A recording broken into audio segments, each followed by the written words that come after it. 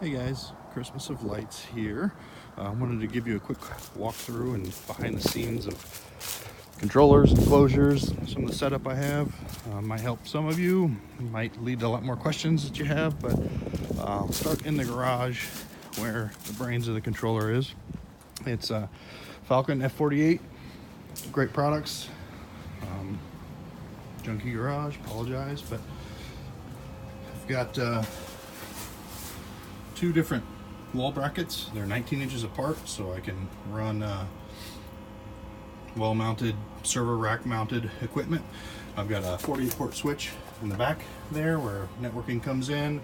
I built a custom little cabinet, plexiglass front for the F48, powered with a little Cisco ASA power supply, PIX power supply, but doesn't need a lot of voltage. So there's my F48. It comes out through Cat5 and Ethernet outside. I'll show you that in a second. This is where I've got X scheduler running, show controller, FM transmitter. Those are the Cat5s going outside the wall on the other side.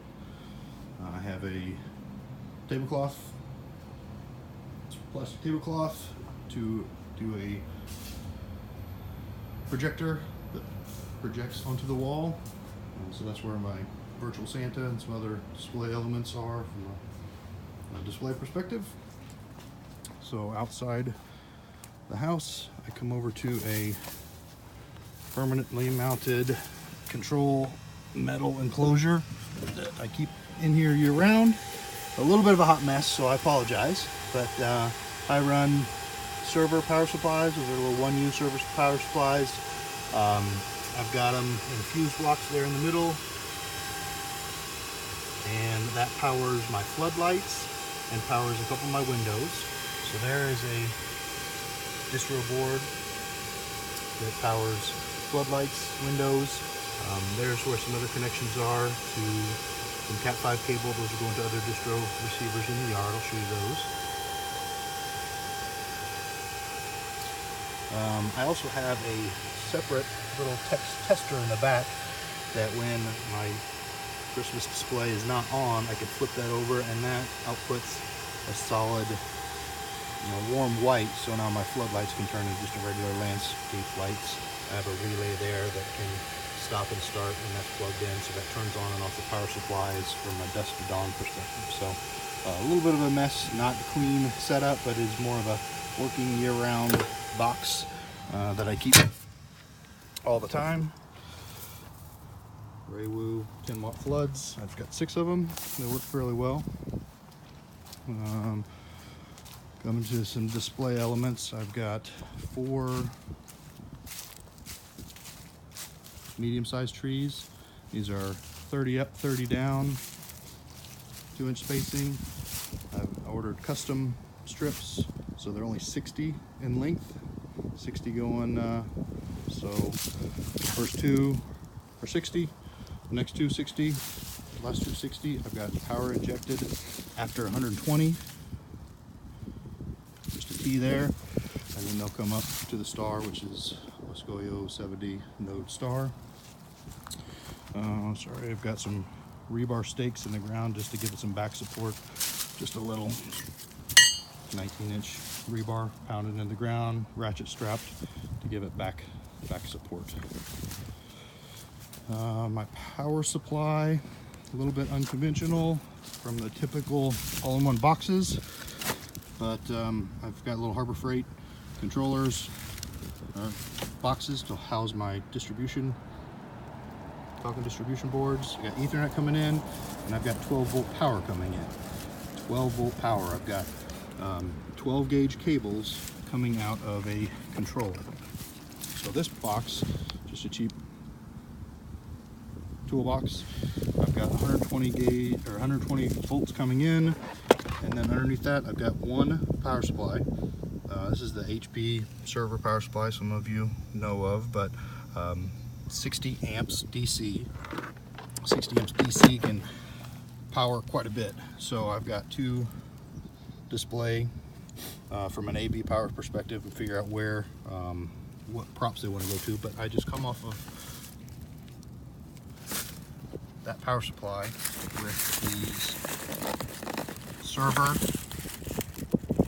This is a C19, C20. So I build those into my box. So that is my 12 volt distribution. So now I can power this differential receiver. Is powering these spiral trees. I've got 5 of those. So that differential is powering 5 of those. I've got another differential receiver over here with power distribution block, and that is powering these 4 trees and the stars on top of them. So has been working fine all month, but that is a little bit different of a setup, but that's how my 12 volt distribution works. Same type of concept out here with the arches and the mini trees. I've got a different power supply. These are a little bit louder, but they're separate for 2 different ones. 40 amps, 39 amps each. Super micro power supplies. And I can stop and start these with a little switch. So they're upside down. This is actually open and close in pin 4 and 5. Sometimes people call it paperclip trick. Instead of grounding those out and connecting those together, I've got that mounted on a switch, so I now have individual controls on that, and I've got 12 volts going. I want the other one to turn on upside down, but you have point. So now another one flips on 12 volts, and I've got on the side of the box 2 different places where I can put additional distributions. So same concept, a little bit of water, but as long as the water's not in. I've got an extra power distribution that I'm not even using. I just have it in there just in case I needed to power inject 8 of these little mini trees. They're the 360 version. They don't populate the back 2 holes, so I've got 80 pixels in the front. I've got 20 on the star, so it's exactly 100 pixels. And then I ordered custom Raywu strips, or I'm sorry, pixel nodes, bullets. I've got 80, and then I've got a 3 foot of extra cable in between, so that way I can go from the bottom node string with no pixels in it, and then do my star. So very nice, no soldering needed. Custom strips are kind of the way to go from Ray. He was awesome to work with. My 8 arches are PEX, 1-inch PEX, 50 bullet nodes each. I've got 2 of them connected, so 100 nodes per output. I had to zip tie every bullet to the cable to kind of cinch them up a little bit, but that is, I wanted to get 50 nodes in each pixel, or in each arch. And the other thing I did was I made the radius of the arch ready to go for Boscoio's arches for next year. So if I do the 3 ring arch from Boscoio, I can just zip tie those and they're ready to go with the right radius already set up. I have, sorry, I'm wandering around. I've got these pixel nets. These have been on these 2 trees. I've got 1 on each tree. There's 496 nodes, 16 wide, whatever the math is, high. They have been on this tree year-round for 4 years. This is the 4th year I've had these up on these trees. They've been working fine. I have a SAN device, 6804, controlling them. The brains are in the other box, and I've got a wire connecting the 2. This is just a power supply to power inject the second matrix, but the data is coming from the first matrix. So of a 6804 SAN device, I've got 1 port powering almost 500 pixels, the second port powering almost another 500 pixels from each matrix. This is my Megatree, new this year. Stars flipped around backwards, so I'll fix that. But they're 50 up, 50 down. There's 24 strips. They're I've got 400 per output of a differential receiver. Same concept.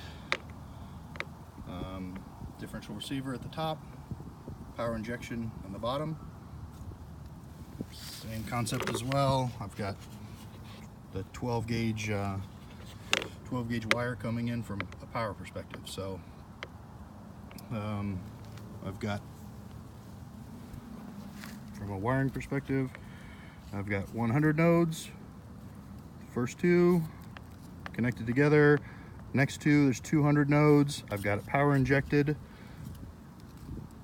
Next 100, let's see, 100, 200, there's 300, and then the 400, after 400, I power inject as well. So I've got it power injected in the middle after 200, and I've got it power injected at the end after the 400th node. And then I start over with a new connection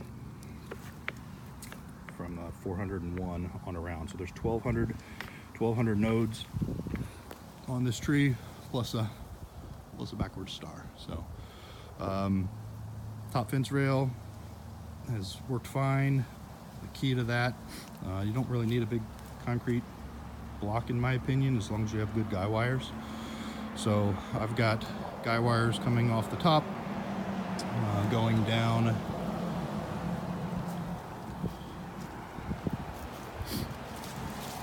and then just some dog anchor stakes, ratchet strap ready to go. If I ever need to tighten it up, I can easily do that. But the wider your guy wires are, the better. I've got like a 60-degree angle. Yes, I did some trigonometry on it to make sure that distance was there, but I can push on this guy with all my might, and that top doesn't move at all.